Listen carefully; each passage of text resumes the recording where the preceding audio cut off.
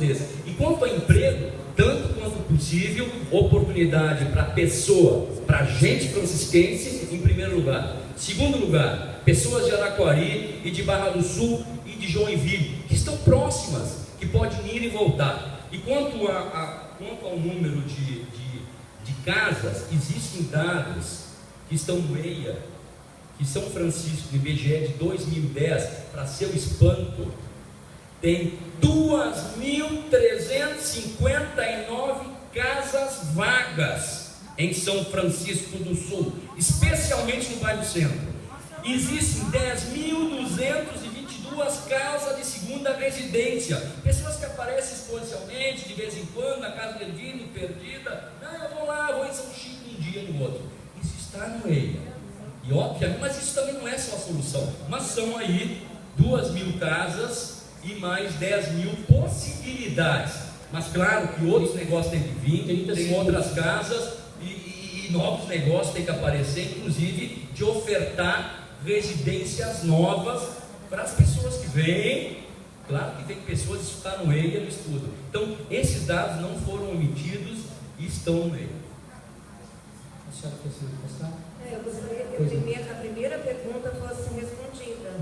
Porque, segundo a resolução CONOMA 9 de 87, tem um prazo para que isso seja... Eu posso responder em nome da Fundação, foi atendido, e se a senhora quiser, a gente pode depois ofertar para a senhora os prazos e as datas das publicações que foram efetivadas. Se não houvesse sido concretizados os dados, a Fátima hoje não estaria aqui. Os 45 dias. Eu já respondi para esse lado. A Fátima é órgão ambiental, é responsabilidade, nós não estaremos aqui se, por óbvio, não houvesse sido respeitados os prazos regulamentares. A senhora tem todo o poder de questionar e nós vamos responder de forma oficial. Tem mais alguma dúvida? Eu fiz 8 perguntas. Então, mas já houve resposta em todas as 8. A senhora tem alguma réplica? Tem uma pergunta que ficou que eu tenho que vai soltar para mim.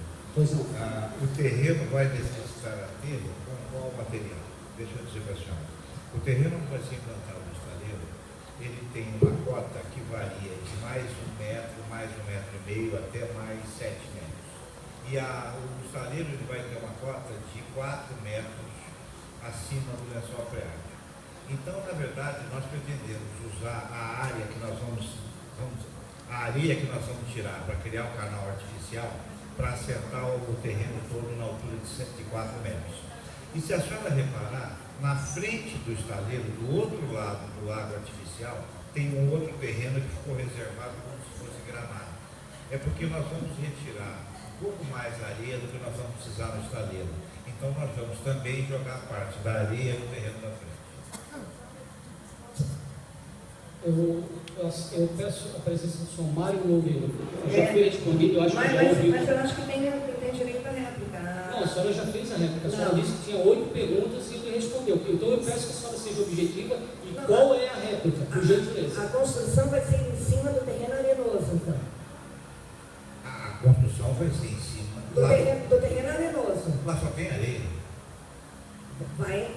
Bom, eu queria que a senhora objetivasse, para que a gente não fique no debate. Eu já informei isso no início. Posso falar tecnicamente? Pois não. Aqui é um depósito, é um depósito marinho praial. Aquilo é areia pura. Aquilo foi formado dos processos transgressivo marinho, isso é, da oscilação do nível do mar. Aquilo era antiga linha de praia, antiga linha de dunas. Então, um sedimento extremamente interessante para fazer obras desse tipo. Extremamente compactado e estruturado. Eu estou falando só geologicamente falando, entendeu? Não precisa tirar aquele terreno e colocar um terreno de melhor qualidade, é isso. Esse tipo de... Até existirão algumas poucas e pequenas áreas aonde você tem um terreno de não tão bom. É muito pequeno, não dá 5% da área. Isso está no estudo. Bom, e existem os botaforas internos para esse terreno. Bom, está considerado respondido. Eu queria convidar o senhor Mário Loureiro para fazer uso da palavra. O senhor tem 3 minutos. Primeiramente, eu gostaria de me apresentar. Eu sou professor de Química do Estado. Eu sou funcionário do Hospital Nossa Senhora das Graças. Trabalho para a Cruz Vermelha e para o município. Eu tenho algumas perguntas aqui, bem interessantes. No total são 14 perguntas. Como o tempo é limitado, essas perguntas foram feitas pelos meus alunos e para algumas pessoas ligadas a mim na comunidade. Eu gostaria de agradecer primeiro ao nosso vereador Santos, que fez algumas perguntas, agradecer a doutora Eliane, que é da Colônia de Pesca, o seu Antônio, né, e responder algumas perguntas. A minha primeira pergunta é a questão dos filhos. Eu tenho 4 filhos. Desses 4 filhos, nenhum deles se encontra no município. Todos são nascidos em Curitiba. Desses 4, 2 têm curso superior. Como fazer faculdade fora, porque aqui nunca tiveram oportunidade. Eu vejo pescadores, eu tenho um irmão que é pescador, eu, Mário Loureiro, tenho um barco de pesca. Não sou pescador, sou professor, mas tenho um barco de pesca, porque eu tenho um irmão que pesca. E esse meu irmão nunca teve oportunidade aqui. E eu vejo filhos de pescadores amigos, vejo meus alunos que se formam no 2º grau e não têm oportunidade nesta cidade. Quando a empresa fala, vamos fazer curso, vamos contratar 2.000 pessoas, eu pergunto, como é que vocês vão contratar 2.000 pessoas se não existem escolas qualificadas para cursos técnicos a nível de 2º grau? Nós não temos uma faculdade do Estado que vai formar cidadãos aqui, nós temos que mandar a pessoa para fora.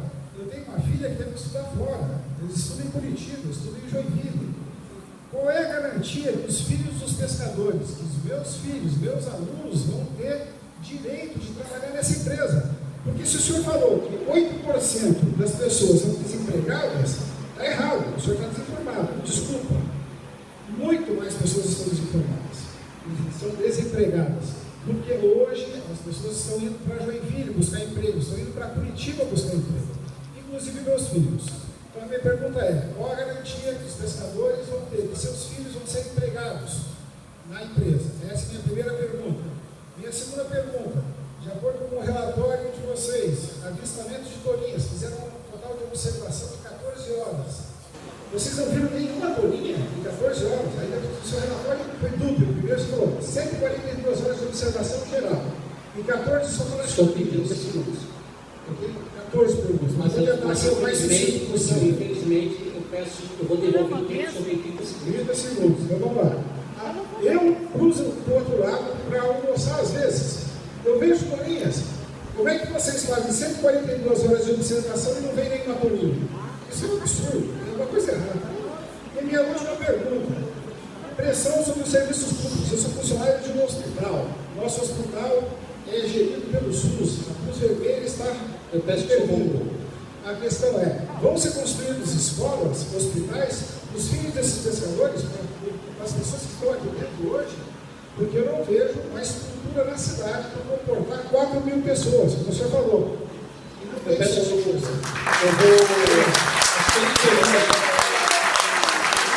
perguntas que o senhor conseguiu fazer, eu vou pedir que a empresa responda e as 11 perguntas eles podem depois me encaminhar.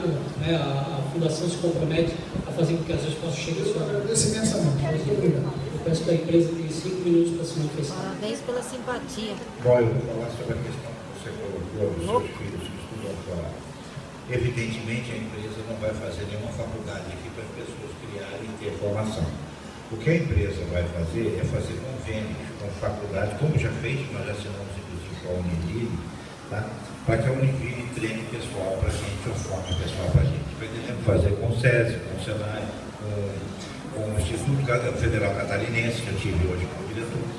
Então, o que nós podemos fazer é isso. Mas o que eu posso te garantir é o seguinte: todas as pessoas daqui vão ser treinadas para uma determinada função no estaleiro, de acordo com a escolaridade que eles têm.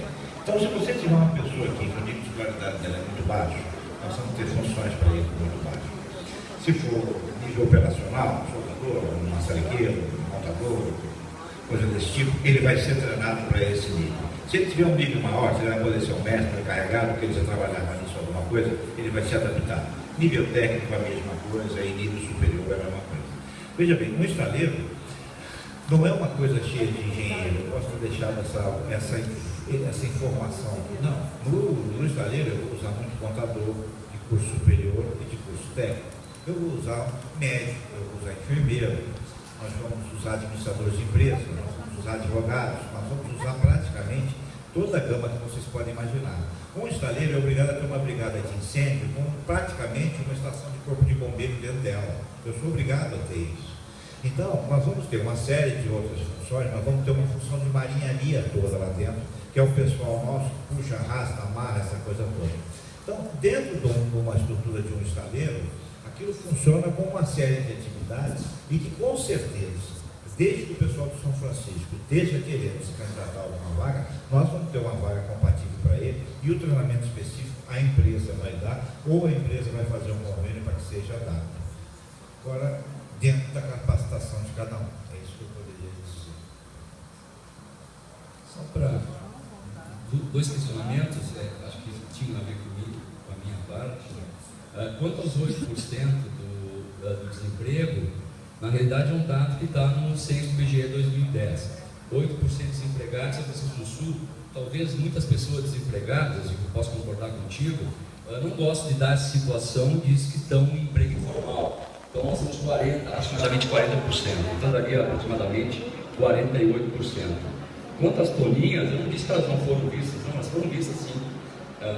Na área em frente ao empreendimento, na área em frente entre a Ilha do Mel e a região de empreendimento, existe um ponto, ainda está lá o ponto de observação fixo, e também o transeco da embarcação passava por lá, além de toda a baía da Babitonga.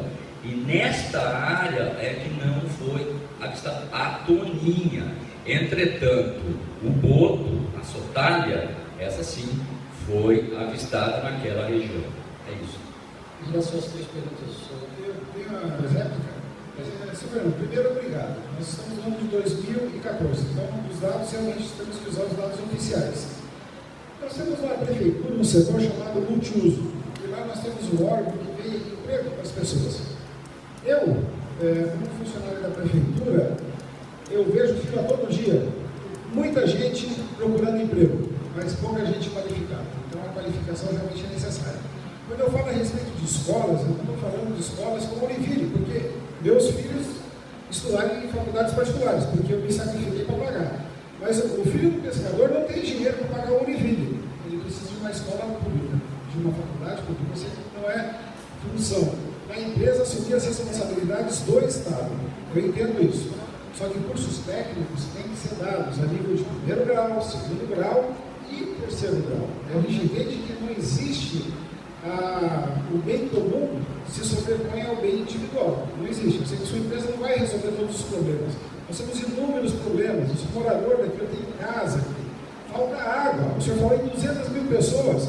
Falta água, falta luz. Nós compramos água de Joinville. Se vocês não sabem, a SAMAI compra água de Joinville, porque não tem água. Eu tenho poço artesiano. Então, se falta água da prefeitura, eu ligo minha avó, eu tenho água, não vou ficar sem água. Mas eu não posso beber minha água. Pode perguntar para a doutora Eliane. Nossa água é comprada em garrafinhas, pagamos R$2 por cada litro de água. Então, temos os problemas locais que têm que ser observados. A empresa não é uma tábua de salvação. Eu não estou dizendo que sou contra nem a favor. Eu estou trazendo esses questionamentos porque meus alunos me perguntam, professor, como é que vai ser? Porque não tem mais espaço, não tem mais água, não tem mais um monte. Olha, esses dias eu comprei um marisco, veio com gosto de óleo. Aí eu fui fazer uma pesquisa. Eu pedi uma empresa particular para pegar um tubo, enfiar um tubo na Bahia e tirar 7 metros de sedimento. Nesse relatório, nós encontramos gás. Aí eu coloquei na feira de ciências. Vamos fazer. Por que tem gás no leito? Você vai escavar um lugar que tem gás. Vai remexer tudo aquilo ali. E aí nós vamos comer marisco, camarão com gosto de gás. Eu gostaria realmente de ter acesso aos dados, às pesquisas de vocês e apresentar os dados das minhas pesquisas dos meus alunos. Eu tenho outros professores que têm dados relevantes que poderiam ser úteis para a implantação da nossa empresa. Muito obrigado.